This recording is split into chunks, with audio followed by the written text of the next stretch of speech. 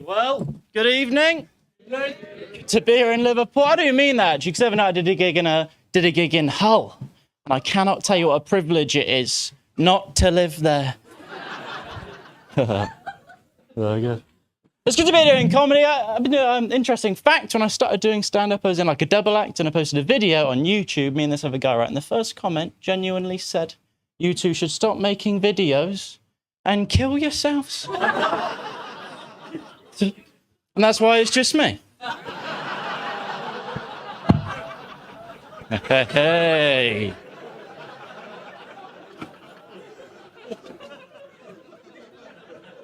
Come on. A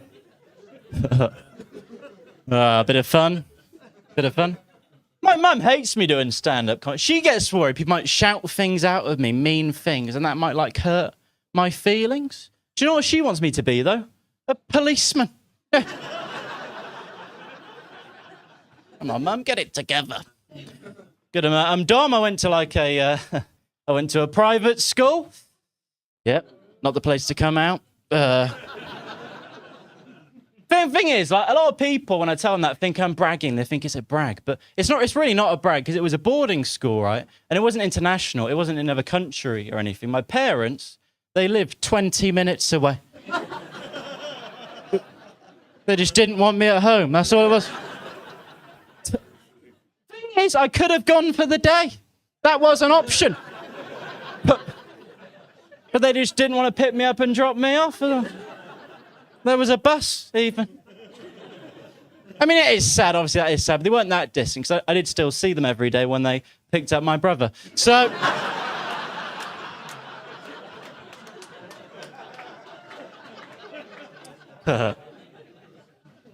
They'd wave, you know, sometimes. But private school, obviously they had to pay for this school, right? Sent me to the best school they could find, invested in my education, and I repaid them with free GCSEs. Which, when you think about it, is less GCSEs than there are letters in GCSE, isn't it? And one of them was in PE. What good is that? The other two, they were in English, right? So my parents basically paid a load of money so I could run and speak. That's it. Run and speak. So, £100,000 they spent on my education. £100,000, and I can't even tell you how much that is per GCSE. I didn't pass maths. Didn't pass maths. I'm aware it's £100,000 because they keep telling me. And every time I see them, oh my God, done all this money, spent all this money on your education. You didn't focus and you wasted it. And I was thinking, I never actually asked to go, did I? Like, I'd much rather you just gave me the money. I said this to them, I said, look, if you give me that money, I could have almost bought a house. Fine, couldn't I? And they said, well, why would you want to buy a house? Because you'll inherit a house when we die. And I thought, well, chop, chop. Come on. I shouldn't make that joke. Very insensitive. I've never lost a parent. Don't know what that feels like. But I've also never owned a house. So,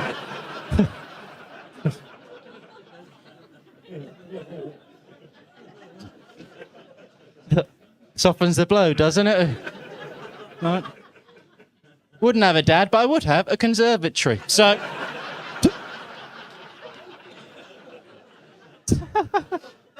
what a time. What a time.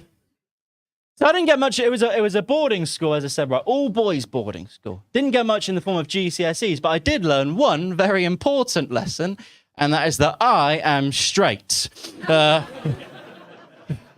There's a lot of experimenting, let me tell you. School ended at 5 p.m, right? And every single day, 5:30 p.m, these two kids called Jack and Lewis would just wank each other off, right? Every day. And I shared a dorm with them. They'd be there 5:30 wanking each other off. I'd walk through and they'd stop to say hi because they've got manners. Having the...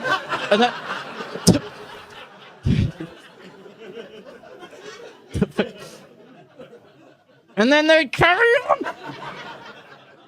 But then they called me gay because I played golf. What? Going on? So that's me. Dom went to private school. I'm also a man. What I am, a man, a straight white man. I'm very sorry about that. But I have got a bisexual girlfriend, so I feel like I am, doing my bit. Oh no.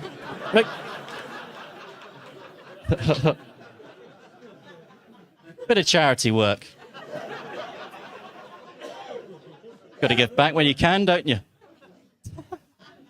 I'm a man. I don't think I'm a very sexy, very dominant man, Like if a girl ever tried to talk dirty or talk sexual to me, I just never really know what's going on, to be honest. Like they'll say, Dom, what are you gonna do to me? I'll say, oh, whatever you're comfortable with.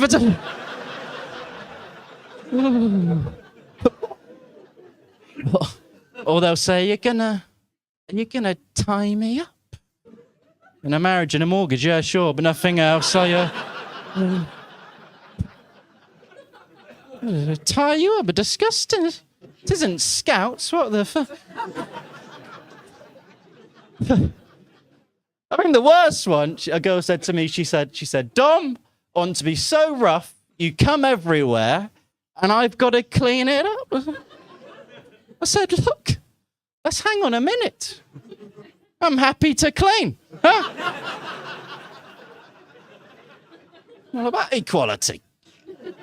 But she's bisexual, right, my girlfriend, which is great. And the relationship before me was a girl, great. That's fine. But what's not fine is the other day we were in bed, right? And she goes, Dom, can you go down on me? And I was like, you can fuck off, yeah? But look, nothing against it. But she's had a girl down there. And that girl has got one herself, hasn't she? She's trained.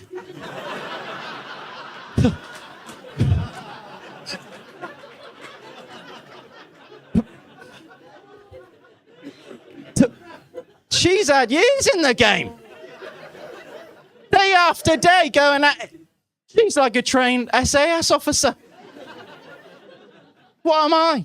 Community support officer? Oh, good. Oh, funny. She wants to go on holiday, though, my girlfriend. Keep fucking going on about, I want to go on holiday. And she wants to go on holiday in the UK. Doesn't qualify as a holiday, I don't think. Like, she genuinely wants to go to Cornwall, right, on a caravan trip to visit her grandparents. Not a holiday. That is care work. That's what that is. Actually, I'm scarred, because one time I went on holiday with my mum, right, and she took me on a juice retreat. Nice gesture. Love mum, but I was 19 years old at the time, right? 19 years old, going to Portugal on a 7-day juice retreat, sharing a room with my own mum. 19 years old. I should have been going to Magaluf, shouldn't I? On a 7-day ketamine retreat.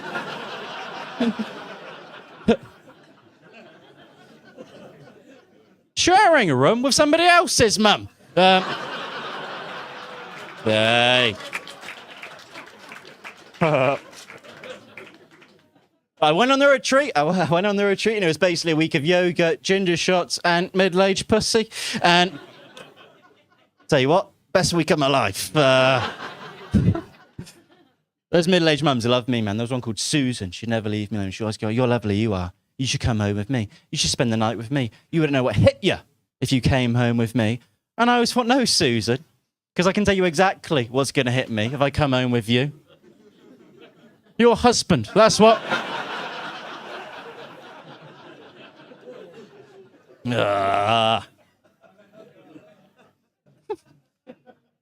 Oh, tits. I'm also 24 years old, 24 goddamn years old. I don't really like being 24 years old. I miss being 18. I think those were my best years. And if you're sat there thinking, what are you talking about, 18, 24 are the same thing? Not the same thing, very different. Right, for example, when I was 18, I was in a nightclub, yeah? And my drink got spiked with drugs. And I was like, result. Free drugs.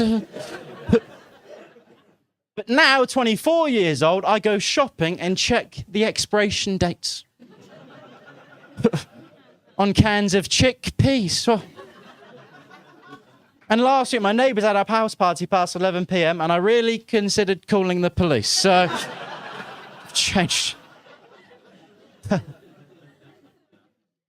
mean, young people are very anxious these days, you know. And I was trying to figure out why that is. And I think it's because of social media. That's a big part of why we're anxious. Because all the bad shit that happens in the world, we hear about it firsthand. Like, say, for example, hypothetically, a crocodile eats a child in Australia, right? 20 years ago, wouldn't have made the news. Now, we hear about it now.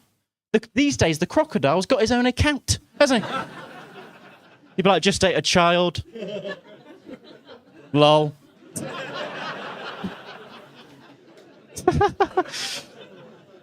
Hashtag viral. But I talk about my parents quite a lot right now. I divorced my parents. I remember when they got divorced, it's a very difficult time, isn't it? You know, they sat me and my brother down. They said, boys, this divorce is not your fault. We still love you. This divorce is not your fault. It's your sister's. My daddy's got a new girlfriend now, right? I would normally be happy for him, yeah, but he's 57 years old, my dad, right? I'm 24 years old. My dad's new girlfriend, genuinely, is 25 years old. And I think what makes this worse is my girlfriend is 29 years old. I said to him, Dad, do you know what I mean? This is a bit weird, yeah? The fact your girlfriend's younger than mine and you're my dad, right? And he said, well, son, would you be more comfortable if we swapped? What?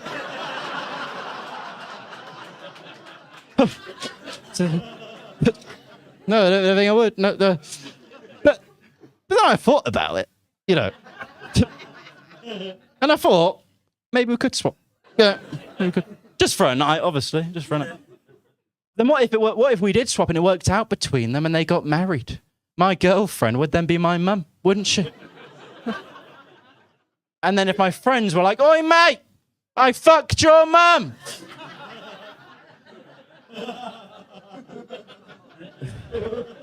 Yeah, me too.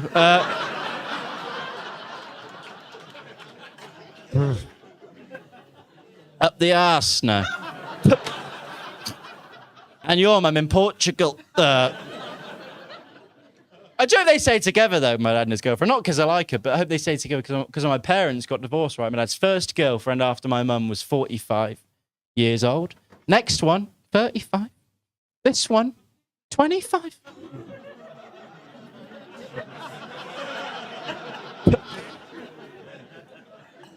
What's next, huh? Prison. That's what's next. Not again, Daddy. Come on. No, my dad actually has been to prison, right? He went before I was born, right? We started talking about it a few years ago, and I said to him, Dad, how would you feel if I, as your son, went to prison? He said, son, prisons are quite safe places. I wouldn't be concerned for your safety. But what upset me is you didn't have a criminal record. It would close a lot of doors for you. Couldn't be a lawyer, couldn't be a doctor. It would close all of those doors for you. And I thought, Dad, I've got 3 GCSEs. Those doors are closed. If anything, prison would be a good thing. I could learn to read, couldn't I? But he's done this crazy stuff, right? When a lad's holiday a few years ago, when I left, my dad had the audacity to say to me, he said, son, have a great time, but whatever you do, don't do anything that I wouldn't do. And I thought, what's left on the list? You've done everything. But I thought, I want to do something my dad wouldn't do. What can I do that my dad wouldn't do? So I told my mum that I love her.